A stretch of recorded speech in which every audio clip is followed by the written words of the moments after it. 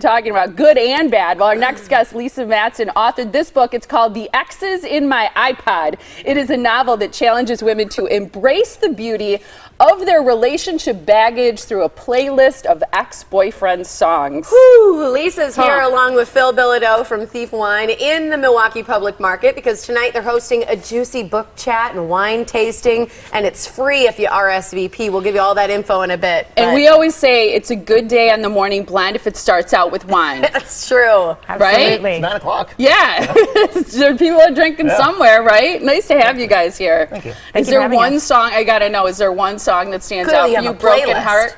The Broken Heart song would be Dave Matthews Band, Crash Into Me. Oh, that's such a good song.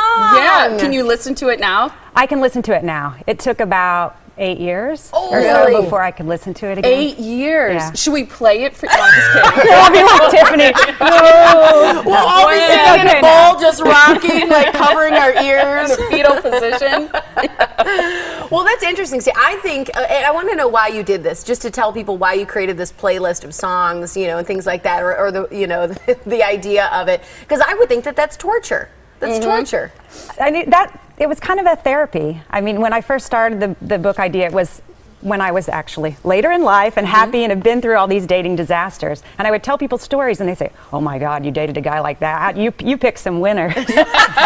And I just decided that because I'm so happy now and have my dream job and my dream guy, that I wanted to think about, how did I get here? Yeah. What was the journey? And for me, that journey was through men. And in order to think about those relationships and how they got me to this place where I am in my life, the songs are what took me back.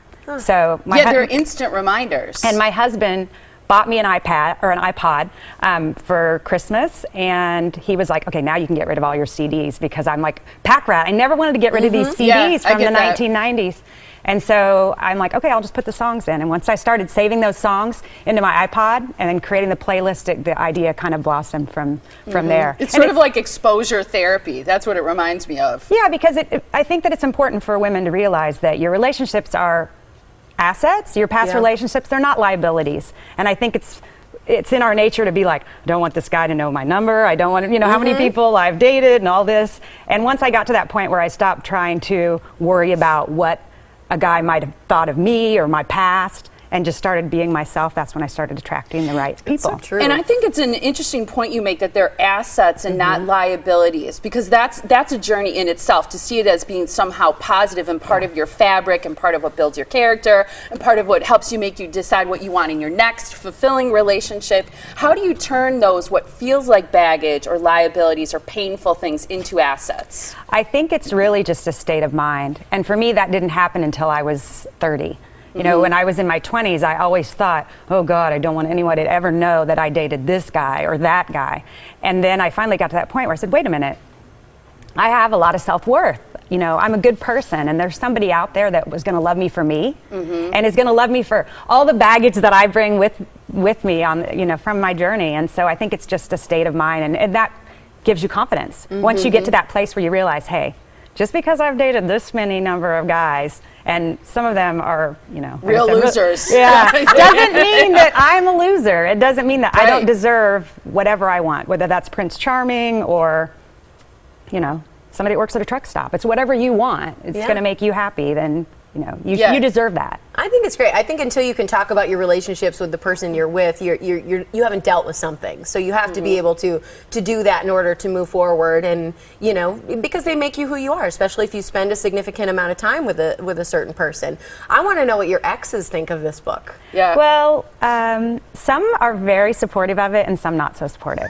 So I've had guys who, when they are, you know, still friends on Facebook. Facebook's been great for that. And one of them, you know, sent me a message that goes, oh my God, I saw your book. Like, I want a signed copy. I'm so happy for you. It's great. And he ended up marrying the woman that, after we broke up, he married her. But then there's other people that, you know, my ex-husband was not very excited about the book. Of course. He didn't ask for a signed copy? No. But then the biggest surprise for me was there was a guy that I dated in college that almost got me arrested for marijuana possession. And he was just a super slacker and helped me kind of live my life less seriously at a time where I was being very serious for a 21-year-old. And he is just mortified by the idea of the book. And he was like, this is going to destroy my parents. And I'm like, are you kidding me? You're like 38 years old. Right. Yeah. You work for a pharmaceutical company or something. can't remember. But it's like, how That's the drug there you go. Yeah. But it's so funny for him to think that, what he did when he was 21 years old, that his parents would have issues with. Well, and good for you for writing it, knowing that they're probably going to, because it's personal. I mean, it's a personal thing to write about, and I think it's great. Phil, let's talk about this great event that you have going on tonight that includes, should we drink some wine? Yeah, because nothing goes better with a sad, sappy song than some wine. Alcohol. Cheers. Cheers. Cheers, guys. Plenty of rosés in my book, too. I like that. Oh, is that what this is? Yes, we got a really nice dry rosé.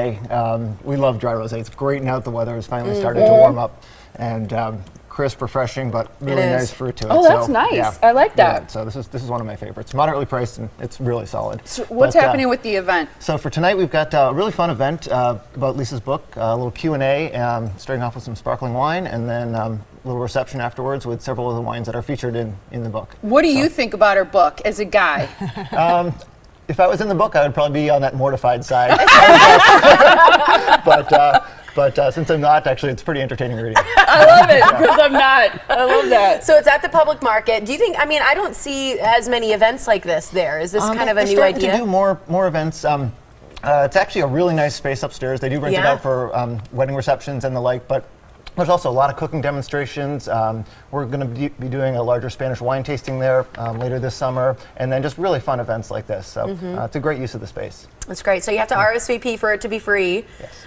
We'll give the information for it. This is where people can also get your book, because it's the wine tasting and book signing tonight at 5:30 at the Milwaukee Public Market. Again, it's free with an RSVP. The number to call is 414-336-1111 for more information on that, or you can visit the MilwaukeePublicMarket.org for more information, too. Thanks so much for being here. And Lisa will be playing the songs from her iPod tonight. Just kidding. You might play a few. It'll be over the speakers of the public market. Thanks so much, you guys. It was a great conversation. We appreciate it. It was fun.